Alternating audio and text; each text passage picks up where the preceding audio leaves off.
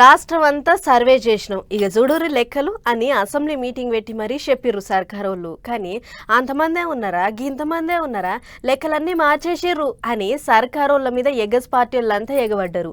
నెరి బీసీల లెక్క తక్కువ ఉన్నట్టు మాట్లాడిర్రు. అందుకే మళ్ళా సర్వే చేయడానికి తయారైనరు సర్కారోళ్ళు. ఇక చూడుర్రి గా ముచ్చట్లు ఎట్లున్నాయో.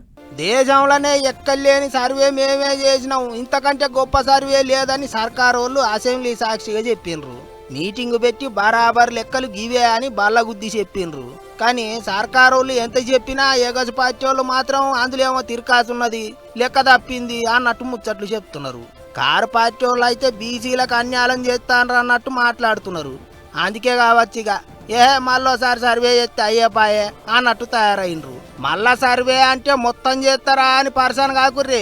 మొన్న సర్వే చేసినప్పుడు ఎవరైతే టిక్కులు పెట్టలేదో వాళ్ళను సర్వే చేస్తారట. గదే సర్వేలో ముచ్చట్లు చెప్పని పబ్లిక్ 3% ఎక్కువనే ఉన్నారు అన్నట్టు చెప్పిండ్రు కదా. అగో వాళ్ళంతా ఇప్పుడు టిక్కులు పెట్టించుకోవచ్చు అన్నట్టు.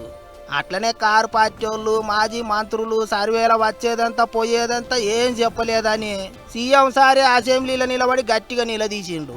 అగో వాళ్ళు కూడా ఈసారి సర్వేల లెక్కలు చెప్పాలి అన్నట్టు మాట్లాడుతున్నారు చేయి పార్టీ లీడర్లు. 3.1% కొంతమంది తమ సమాచారాన్ని ఇవ్వలేదనే ఆవేదన వ్యక్తం చేసిన సందర్భంగా వారికి కూడా అవకాశం ఇవ్వాలని రేపు ఫిబ్రవరి 16 నుంచి 28వ తేదీ వరకు కొంతమంది నిన్న టీఆర్ఎస్ పార్లమెంటు సభ్యుడు రాజ్యసభ రవిచంద్ర అంటా ఉన్నాడు, మా డిమాండ్ మేరకు రీసర్వే జరుగుతుంది. ఇది రీసర్వే కాదు. ఇది ఎవరైతే పేర్లు నమోదు చేసుకోలేదో వాళ్ళు నమోదు చేసుకోవడానికి మరొక అవకాశాన్ని 10 రోజుల పాటు ఇచ్చే కార్యక్రమం 12 రోజుల పాటు ఇది కాదన్నట్టు.